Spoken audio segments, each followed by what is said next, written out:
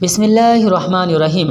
آئیے ہم سب نبی صلی اللہ علیہ وسلم کے ایک صحابی کا رلا دینے والا واقعہ جاننے کی کوشش کرتے ہیں کہ کس طرح سے وہ صحابی اپنے ایمان کو دشمنان اسلام کے سامنے بچاتے ہیں۔ جب اللہ کے نبی جناب محمد رسول اللہ صلی اللہ علیہ وسلم اس دنیا سے وفات پا گئے تو حضرت ابوبکر رضی اللہ عنہ مسلمانوں کے خلیفہ بنتے ہیں۔ جب حضرت ابوبکر رضی اللہ عنہ کا انتقال ہو جاتا ہے تو حضرت عمر رضی اللہ عنہ مسلمانوں کے خلیفہ اور مسلمانوں کے امیر المومنین بنتے ہیں۔ حضرت عمر رضی اللہ عنہ کے زمانے میں ہر طرف مسلمانوں کی حکومت بڑھتی جا رہی تھی اور ہر طرف سے خوشخبری آ رہی تھی کہ آج مسلمانوں نے اس ملک کو اور اس گاؤں کو، اس علاقہ کو فتح کر لیا اور اسلامی حکومت میں شامل کر لیا۔ حضرت عمر رضی اللہ عنہ کے زمانے میں حضرت عمر رضی اللہ عنہ نے ایک لشکر ملک روم کی طرف بھیجا اور اس کے امیر حضرت عبداللہ بن حذافہ رضی اللہ عنہ کو بنایا۔ جب حضرت عبداللہ بن حذافہ رضی اللہ عنہ ملک روم پہنچے تو وہاں آپ کو گرفتار کر لیا گیا اور آپ کے صحابی کو بھی پکڑ لیا گیا اور وہاں کے جو بادشاہ تھا عیسائی ان کے سامنے پیش کیا گیا۔ جب حضرت عبداللہ بن حذافہ رضی اللہ عنہ اس بادشاہ کے سامنے پہنچے گرفتار ہو کے تو وہ بادشاہ کو بتایا گیا کہ یہ نبی کے صحابہ عبداللہ بن حذافہ ہے۔ تو بادشاہ سوچنے لگا کہ کسی طرح سے یہ ہمارے دین میں آ جائے، اپنے مذہب کو چھوڑ دے تو بہت ہی زیادہ اچھا ہوگا۔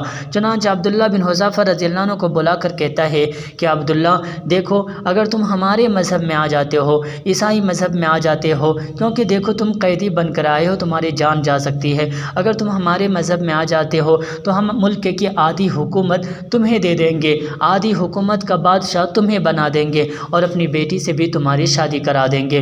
حضرت عبداللہ بن حذافہ رضی اللہ عنہ کہتے ہیں کہ بادشاہ، ایک پل جھپکنے کے بقدر بھی ہم اپنے ایمان سے ہٹ نہیں سکتے ہیں، اپنے ایمان کا سودا نہیں کر سکتے ہیں، چاہے تم اپنے ملک کی پوری حکومت کیوں نہ ہمیں دے دو، ہمیں بادشاہ بنا دو، لیکن پھر بھی ہم اپنے ایمان کو چھوڑ نہیں سکتے، ہم اپنے مذہب کو چھوڑ نہیں سکتے۔ تو بادشاہ کہنے لگا دیکھو، تو اب تمہیں ہم سولی چڑھا دیں گے، پھانسی دے دیں گے۔ حضرت عبداللہ بن حذافہ رضی اللہ عنہ کہتے ہیں ہاں، یہ تمہارے ہاتھ میں ہے، یہ کر سکتے ہو۔ چنانچہ عبداللہ بن حذافہ رضی اللہ عنہ کو سولی پر لٹکا دیا گیا اور بادشاہ تیر چلانے والے سپاہی کو یہ کہتا ہے آہستہ سے کہ دیکھو، تیر اس طرح سے چلاؤ کہ اس کے دائیں بائیں سے تیر نکل جائے، وہ ڈر جائے، اسے مارنا نہیں ہے، اسے ڈرانا ہے۔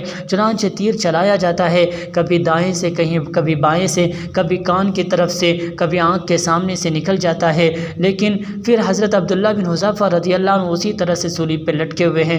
جب تیر مارا جا رہا، لگ نہیں رہا ہے، ڈرانے کی کوشش کی جا رہی ہے، پھر بادشاہ عبداللہ بن حذافہ رضی اللہ عنہ کو حکم دیا جاتا ہے کہ عبداللہ بن حذافہ کو کھول کے میرے سامنے لایا جائے۔ چنانچہ عبداللہ بن حذافہ رضی اللہ عنہ کو سامنے لایا گیا۔ پھر پوچھا جاتا ہے کیا اب بھی تمہارے اندر ڈر پیدا نہیں ہوئی ہے؟ اب بھی تمہارے پاس وقت ہے، ہمارے مذہب میں داخل ہو جاؤ۔ حضرت عبداللہ بن حذافہ رضی اللہ عنہ کہتے ہیں اے بادشاہ، ایسا نہیں ہو سکتا ہے، میں اپنے مذہب کو چھوڑ نہیں سکتا، میں اپنے مذہب کو چھوڑ نہیں سکتا۔ چنانچہ بادشاہ حکم دیتا ہے کہ ہمارے سامنے دیگ رکھا جائے، آگ جلائی جائے اور اس میں تیل کھولا دیا جائے، گرم کر دیا جائے اور عبداللہ بن حذافہ کے ایک ساتھی کو پکڑ کر لایا جائے۔ چنانچہ جب آگ میں وہ تیل ابلنے لگا ہانڈی میں تو حضرت عبداللہ بن حذافہ رضی اللہ عنہ کے ایک ساتھی کو پکڑ کر لایا گیا اور اسے جلتی ہوئی کڑھائی میں پھینک دیا گیا۔ حضرت عبداللہ بن حذافہ رضی اللہ عنہ کے سامنے ان کے ساتھی جل بھن گئے اور ہڈیاں نظر آنے لگی۔ یہ منظر حضرت عبداللہ بن حذافہ رضی اللہ عنہ دیکھ رہے تھے۔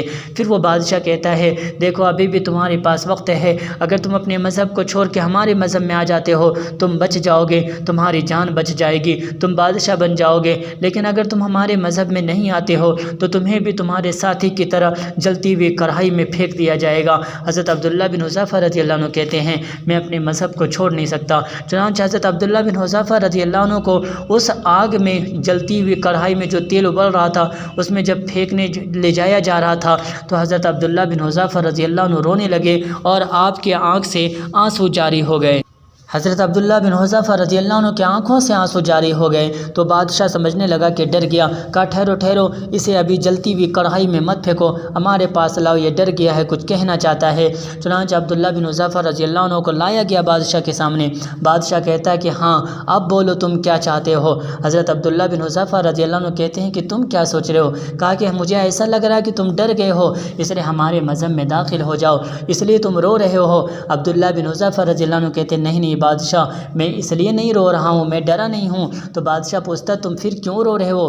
کہا وجہ یہ ہے کہ آج ہمارے جسم کے اندر صرف ایک جان ہے، ایک روح ہے جسے میں آج اللہ کے لیے قربان کرنے کے لیے جا رہا ہوں۔ میں اس لیے رو رہا ہوں کہ کاش ہمارے جسم کے اندر ہمارے باڈی پارٹس میں جتنی بھی بالیں ہیں، اگر اتنی جان ہمارے جسم میں ہوتی، اتنی روح ہمارے جسم میں ہوتی، آج میں اللہ کے لیے ایک ایک جان، ایک ایک روح قربان کر دیتا۔ بس میں اس لیے رو رہا ہوں کہ میری تو صرف ایک جان ہے، میری تو صرف ایک روح ہے، یہ نکل جائے گی اللہ کے لیے۔ کاش میرے جسم میں جتنے بال ہیں اتنی جان ہوتی، اللہ کے لیے میں آج ایک ایک کر کے انہیں اللہ کی راہ میں قربان کر دیتا۔ سبحان اللہ! اتنا سننا تھا وہ عیسائی بادشاہ بھی حیران رہ گیا۔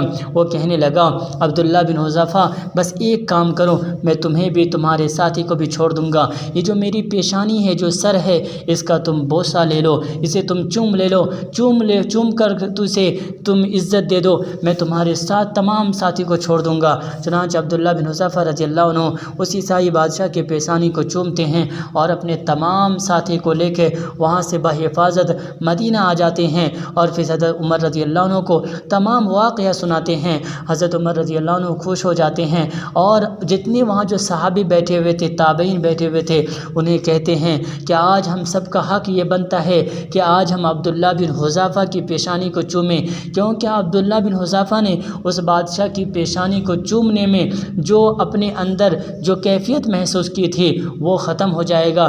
چنانچہ حضرت عمر رضی اللہ عنہ سب سے پہلے عبداللہ بن حذیفہ رضی اللہ عنہ کے پیشانی کو چومتے ہیں، انہیں عزت بخشتے ہیں، پھر تمام صحابی اور تابعین جو تھے وہاں پہ اٹھ کر حضرت عبداللہ بن حذیفہ رضی اللہ عنہ کے پیشانی کو چومتے ہیں۔